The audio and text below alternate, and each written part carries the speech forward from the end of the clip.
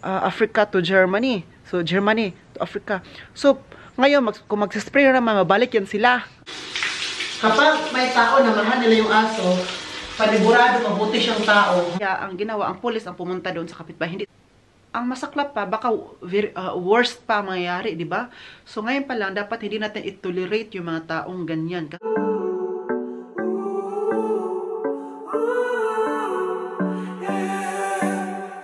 These skies have a different light. Why noise that keeps me up at night? I can't help but think back to you.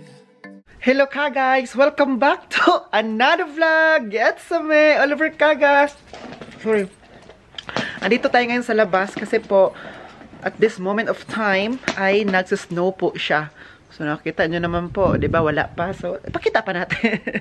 Kaka-start pa lang po ng snow kaya yung snow hindi pa siya masyadong makapal. Very ano pa siya, para siyang snow.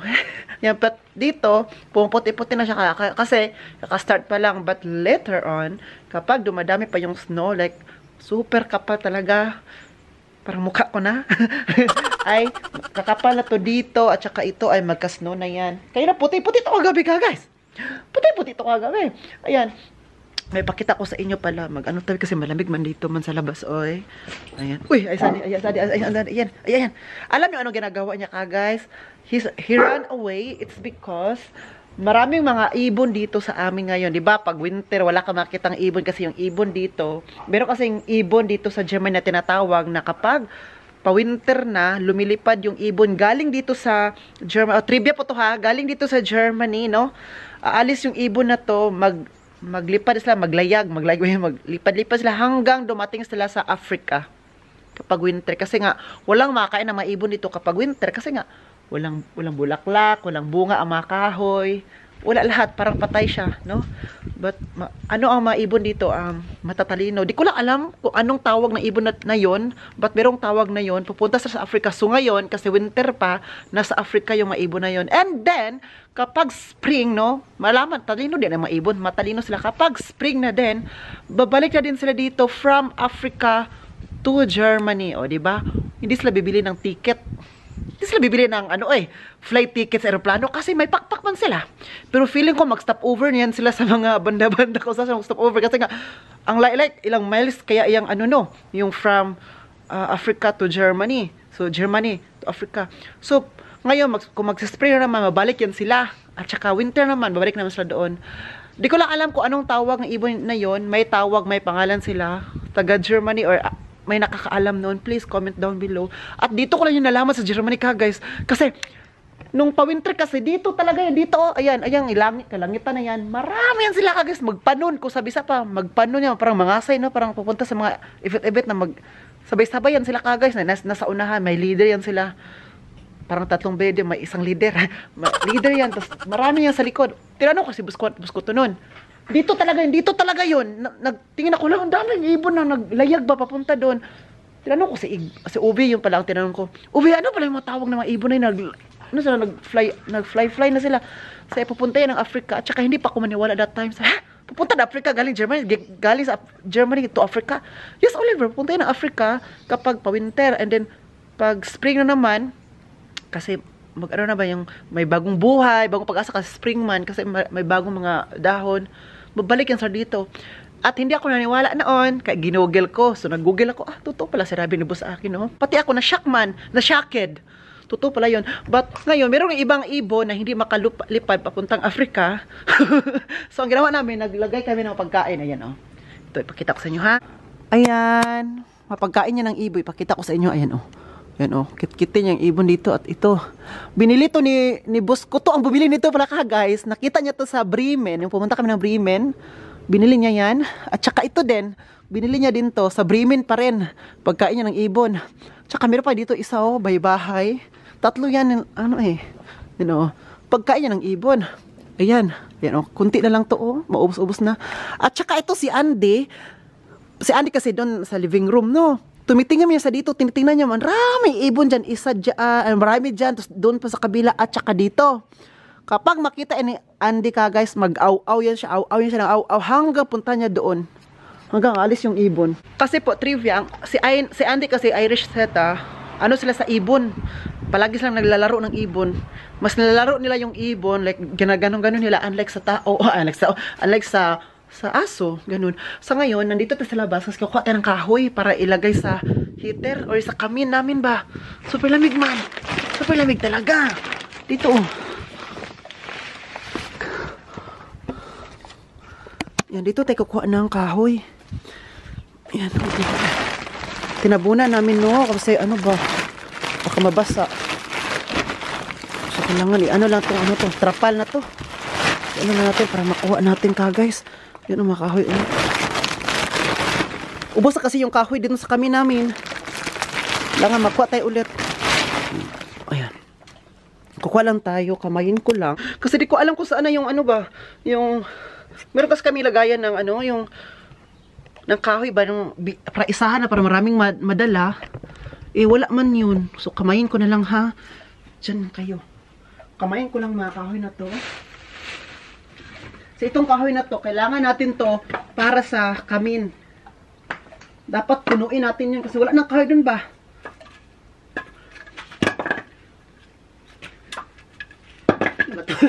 Bakit nahulog ka?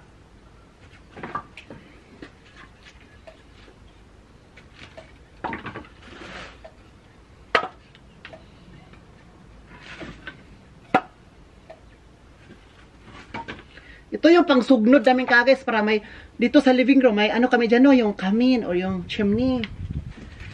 Yan yung gawin namin para while manood kami ng TV. Kasi dyan kasi yung, palagi kami nag-standby everyday, no? Kasi dyan nanood ng TV or ano pa. Yung para relaxing na, ano namin, relaxing na place sa bahay. Andy ha, wag ka, alis ka muna dyan kasi baka mahulugan ka ng kahoy ba? Mahulugan ka sa ng kahoy ba? Ah, nadyo yung maon talaga.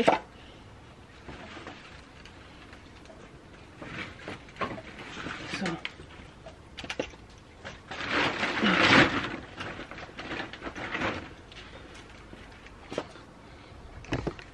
So, magbitbit pa rin. Agag. Ang sakit na ng kamay ko ka, guys. Sakit na kasang, Andi, alis ka muna. Oh. Sige, mahulog lagi ni, lagi. Kaluoy sa akong dagway ani. Tara, pwede bugata. Uy, ang bigat. Pero, kasi nagbablog man tayo. Sige. Kasi Andy naglalaro. Ilagay mo natin yung ano dito. Parang naman ako dito eh.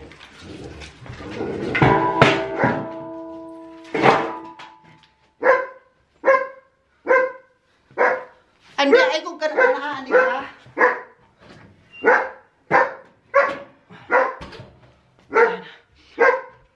Ayun ko guys, oh. Ayan.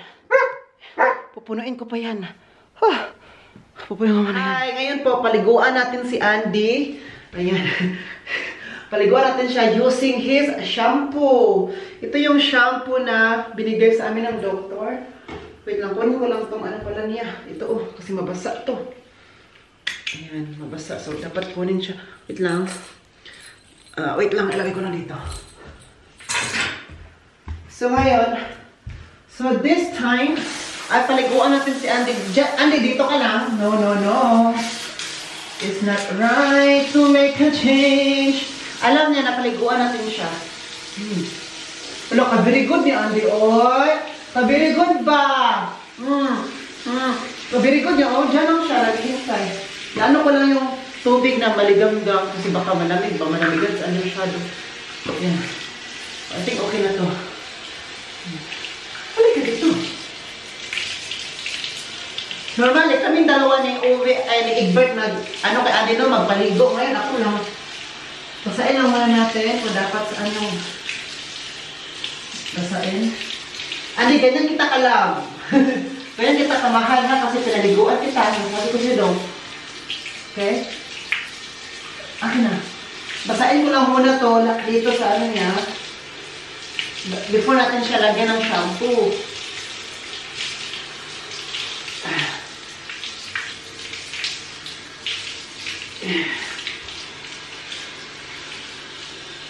Tapos mabilis lang siyang mag-dry kasi po after maligo niya, i-dry natin siya ng ano, diba? Towel.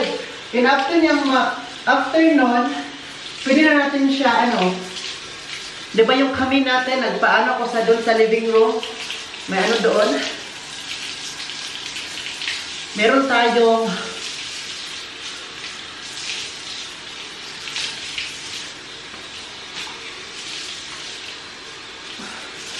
doong ano ka guys, ang tawag ito, kahoy, kalayo ba, ano tayo doon siya, mas mabilis siya madry. Basa-basa ka na, no? Wait lang. Lagyan natin ng shampoo. Ano ba ito? Ayan. Wow! Andy, uy. Ayan. Oh, tingnan mo. Bumubulat na yung shampoo mo doon. But man, i-ano natin yung, ano niya, dito malapit sa, ito. Dito ka muna, be. Pero ang alam ni Andy, ang talino lang niya, kasi alam niya na niliguan natin siya. Kasi kapag sabi ko nga, Andy, punta tayo sa CR, toilet. Napupunta na kami dito na siya mag-standby. Alam na niya, naliguan namin siya. Talino pala nito. Ang talino mo ba? Lagi. Ang talino mo. Hindi mamumula yung shampoo. Hindi siya bumula. Halika, dito naman sa kanyang Ay, hindi pa nabasa yung mo, puwitan. Basahin natin yung puwit-puwit mo. Ay, sige. Andy ha. So, uy, mabasa yung camera ko daw. Come here. Yeah. Come here. Diyan ka lang, dyan. Ibasa natin yung dito.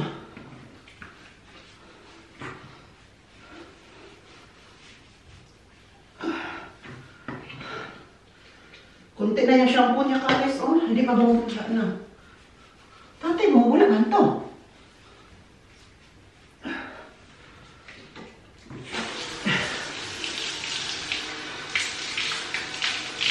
Tingnan mo, inaangat niya yung niya, inaangat din niya. Alam din niya. Oh, inaangat niya, Siya lang po sa umaangat. Tingnan mo, Siya lang po sa umaangat sa kanyang paa. Dito ka. Sige na, natin.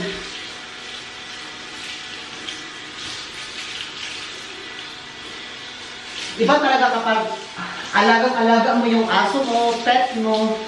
Sa amin kasi hindi siya pet para sa amin, para siyang tao. Naalagaan, parang bata ba na inaalagaan, nililiguan. So, kapag mahal mo yung aso, kapag may tao na mahal nila yung aso, panigurado, mabuti siyang tao. Oh, di ba? May ganun ang kasabihan, di ba? Kapag mahal na yung aso, niliguan, inaalagaan, yung tao na yun ay mabuting tao. Uy, dito ka lang muna. Dito, basta ka pa ba? Ipadry ka pa. Yan o.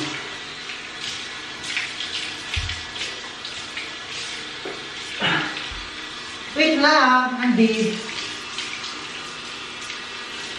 Wait lang.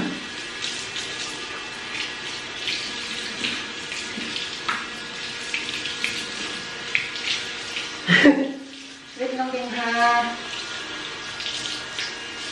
Ang tao daw na mabait sa mga animals ay closer to God, di ba?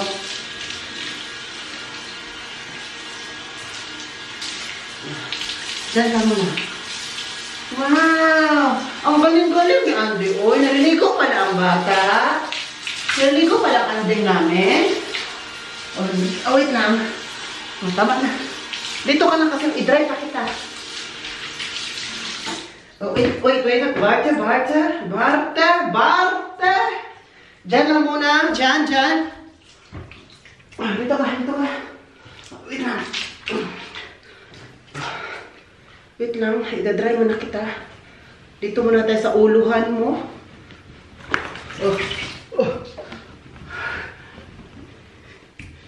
Wow! Masashock talaga sila, boss. Boss ko to, may sabihin nila, wow! Ang bango na pala ng Andy namin. Ang bango ba? Wait lang. Idadry kita para mas mabilis. Wait lang. Dito ka lang muna. Yung camera ko mahulog. So, ito na naman.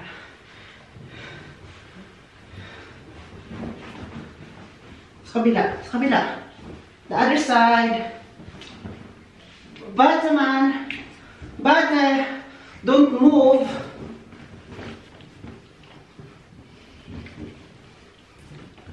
Andy, don't move. Don't move. Bata, nicht bewegen.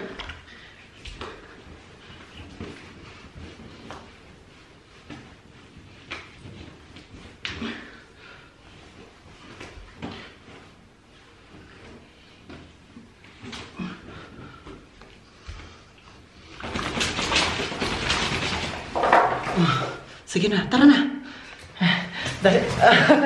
Dali natin siya sa ano, sa kanyang... Come here. Ayan. Tingnan siya, oh. Super saya.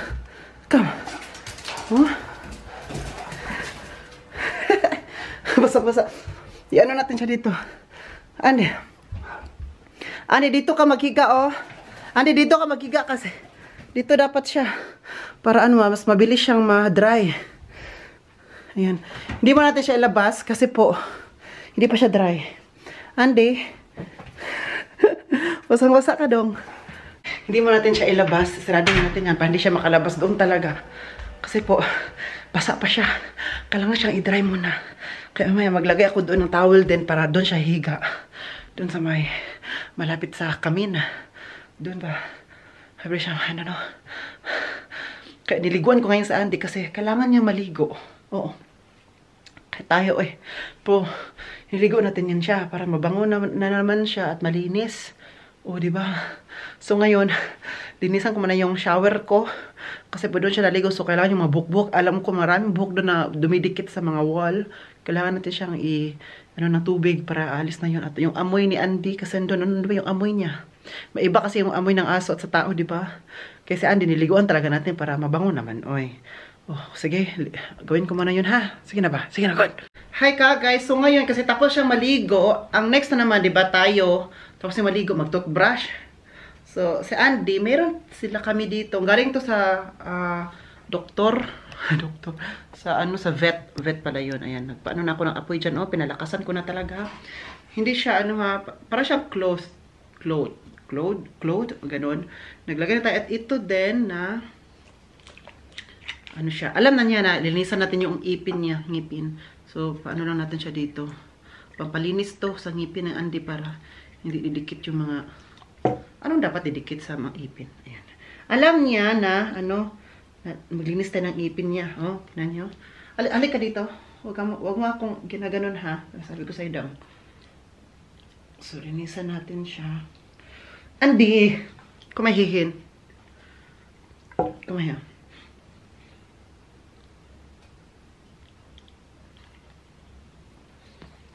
Wait lang. Ano tayo dapat, ayan. Dali ba kaya, ibis ikaw pag atiman, ikaw pwede mag-ano ha, sige. Dapat atiman na juga dong. Atiman. Dapat, ako sa Tagalog pa, alagaan. Alagaan ang isa't isa. Ayan. Kung tayo talaga. Andy, kumahihin. Hindi, I'm not done yet, okay? I'm not done yet.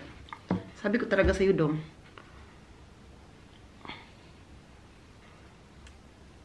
Bata?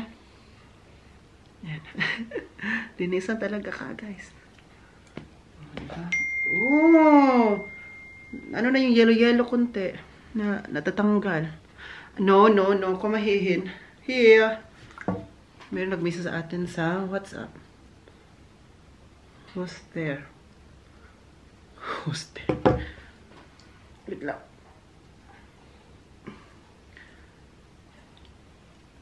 Oh, wow! Ganyan dapat after ligo, linisan ang ipin. Sabi ko din talaga sa'yo. Ikaw pa linisan, ikaw pa ang ayaw.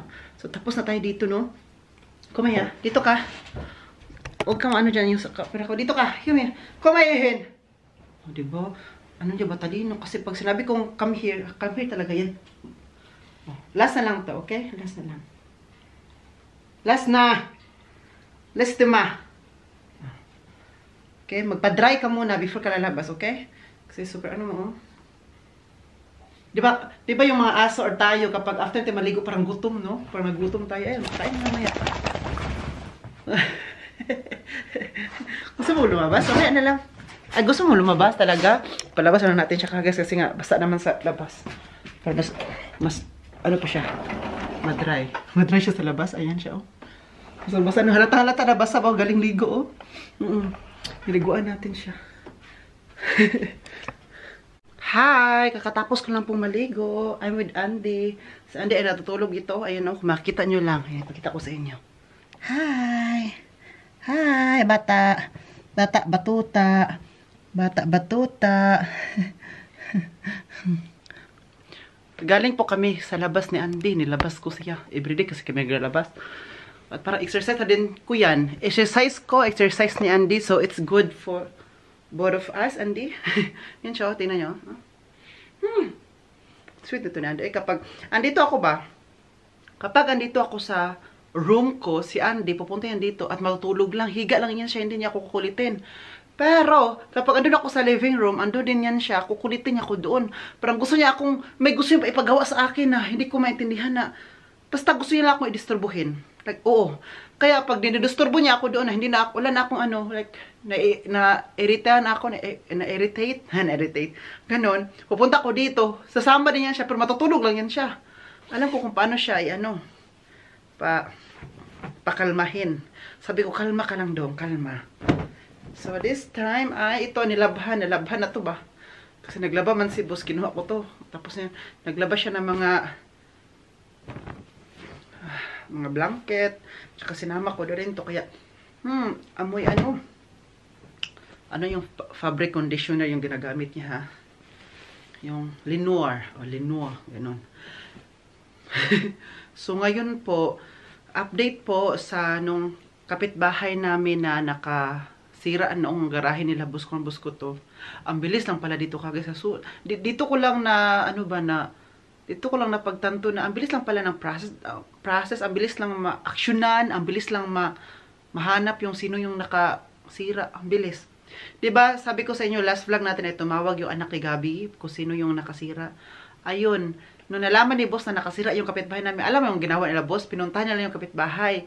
Pero hindi nila kinonfront na at pumunta talaga doon na kinonfront. Tinitingnan lang yung yung sa labas, baka andun yung sasakyan na may nasira at wala man doon. So, ang ginawa nila, boss, super bright sila. Ang bright, talino ba? Para sila mga detective sila, boss, ay. Pumunta sila sa auto shop o sa auto shop kung saan yung magpagawaan ng mga sasakyan na nasira. Dito lang yan sa Badlaspe. So, sabi nila, boss, kasi yung lalaki taga Badlaspe, so it means sa Badlaspe lang din siya ipa-repair yung sakyan. So, pinuntahan nila ka, guys. Nakita doon, napahak, nawangkig. Alam mo yung sa ano pala yan siya, sa likuran ng sakyan, doon pala yung nasira. So, sabi ko, hala, paano kayo nasira yun? Paano kayo pinaano na ganun? Nasandi, oh. So, nasira ang likuran. Sirang-sira talaga. Pinicturean nila, boss, kasi nasa labas man ng auto shop. O, pag, nila, ayan, pero pinicture lang ni boss, ha, hindi na pinakita sa police and everything, hindi. Pinicture lang nila ba na, ito yung si ano. Tapos yung lalaki at apelido nasa masa plate number. Maano kasi yan yung parang sa letter, no? Letter 1. Letter 1? Oh, sa letter A, ganun.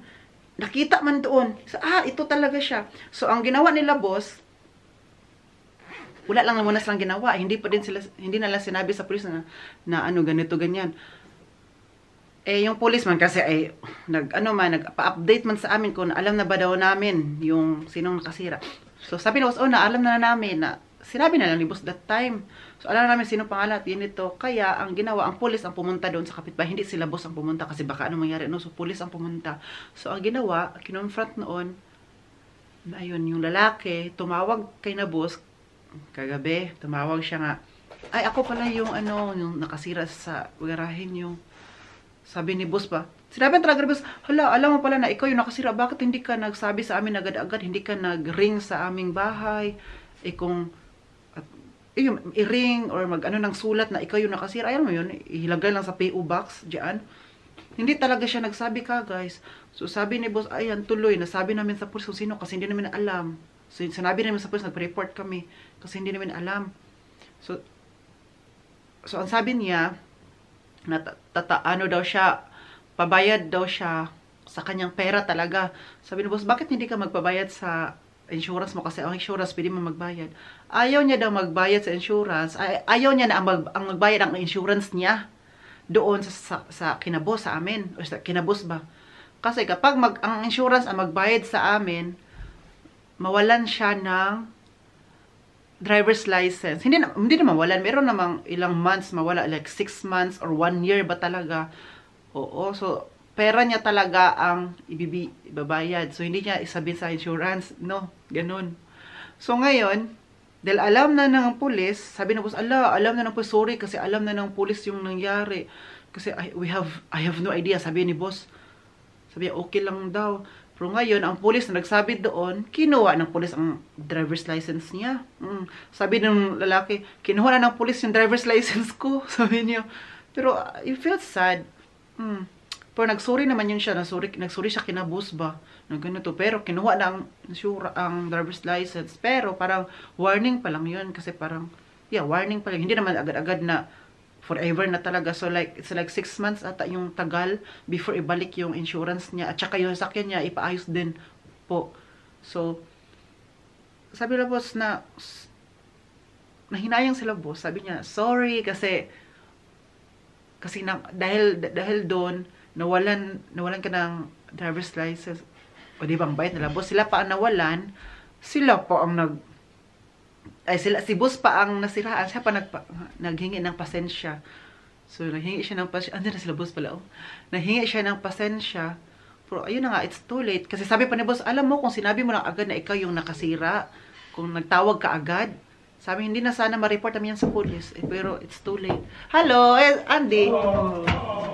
Come clash. So, it's too late na. Kaya, wala nang pag-asa. Kasi, di ba, kung alam na yan na at the beginning, alam nila, pwedeng sila boss at saka yung lalaki ang mag-solve lang without police na ma-involve. It's too late man. Kaya nasabi ng boss sa police. Sabi na, hindi mo rin kami masisisi. Kasi kung sinabi mo agad-agad, pwede nating pag-usapan kasi lahat kasi pwedeng communication lang is the key. Sa lahat ng problema, communication is the key, di ba? Pwedeng pag-usapan. At sabi nung, hindi naman sana malaki yun. Pero gamit kasi ng labos yan. Alam mo naman na gamit ng labos na masira. Kahit maliit na sira, kahit ganyan lang ang sira yung kagat, ganyan lang. Kahit super liit na masiraan lang talaga. Papulis agad-agad. Kasi nga sa labos, lahat dito, hindi natin hiningi. Yung labor niyan, hindi yan free. Yung kagamitan, hindi yan free. Lahat, binayad natin yan. Binayaran ko. So, kung meron man niyang masira, ako ang magbabayad. Kasi, tayo may-ari, sabi pa niya, ako may-ari, or tayo, sabi niya. So, kailangan, kung sino ang makasira niya, kailangan talaga daw, isabihin talaga, para naman, hindi lang yun para sa akin, Oliver, para yung lalaki, sino yung nakasira, para extra careful sila the next time. Kasi, hindi natin alam kung ano mayari niyan the next time, kung hindi na i-report. So, yung sila ay parang, wala lang. Parang, kung anong ginawa nila, yun pa rin gagawin nila next time. At ang masaklap pa, baka worst pa mangyayari, di ba? So ngayon pa lang, dapat hindi natin i-tolerate yung mga taong ganyan. Kasi dapat, ganyan pa lang, i-cut na agad para hindi lumaki ang ulo, hindi sila kahit anong gusto nila ay magawa nila. Sabi ni boss, hindi lahat ng gusto mo ay mangyayari, ay makuha mo ha. Sabi ni boss, kaya ngayon pa lang kapag ganyan ang usapan, ika-cut natin. Oo. Yun din para na din siyang ginawa ni boss sa akin para siyang life lesson na hindi lahat ng gusto mo ay makukuha mo at hindi lahat ng gusto mo ay pwede mo siyang kunin mo. Kailangan merong sa'yo, ika-cut agad, lalo na kapag bad doings, wrong doings ba yan? Kailangan i-cut yan para hindi ka itolerate. At saka, sabi ni boss, dapat hindi itolerate yan. Ang isang tao kung anumang bagay na ginagawa. Kasi nga, gagawin niya yan kapag ito-tolerate. Kaya ngayon pa lang, dapat i-cut para putulin na yung sungay. Para, life lesson nila boss sa akin, kagas na ganyan. Kaya sila boss ko to kapag meron akong hindi naman worst, no, but meron akong kunting, alam mo yung maliit lang na bagay na, alam mo naman sa atin, tao lang din tayo, hindi naman tayo perfect. So, sila buskot to. Kapag meron akong kunting, like, ano, yung bad doings pa, wrong doings pa, hindi naman very worst, very pa worst pa. Ikakat na nila yan. Kasi sabi nila, boss, dapat, putulin na yung sungay o ano pa yan. Kasi kapag itolerate lalaki sungay, hindi nakarespetuhin ng tao. At saka, kung ano yung bad doings na ginagawa niya or ginagawa ko daw, baka feeling ko is good yun. So, sa mata ng tao is bad yun. So, dapat ngayon pa lang sasabihin na hindi yun tama. O, kaya, ano din, sila boss, parang sasabihin nila talaga sa akin na kung ano yung tama at mali. So, sila yung talaga mag-guide. Kahit, alam mo, kahit matanda na tayo ka, guys, no? Pero yung iba, walang ikakatanda. Kahit matanda na tayo, pero yung, ano natin, yung attitude natin, ipaurong. Ano pa urong? Walang kinakatanda. So, dapat, diba, kapag tumatanda tayo, nagiging matured tayo. Pero, yung tumatanda tayo, yung ano na paurong. Mabuti na nandyan sila boss kasi kapag wala sila, di ko rin alam ko ano mayayari sa buhay ko. So, thankful at saka grateful ako na andyan sila, diba? So, ngayon, na-fix na yon. So, ang lalaki, magbabayad na kinabuskuhan at buskutubat. Hindi pa alam kung kailan. Let's wait na lang, no? Mayayari yun para ma-repair na din yung kung anong dapat i-repair. So, guys, I'm going to end this vlog. Sana nag-enjoy po kayo sa vlog natin today. Please don't forget to like, share, and subscribe. God bless us all, guys. This has been Oliver Cagas. And then, cheers!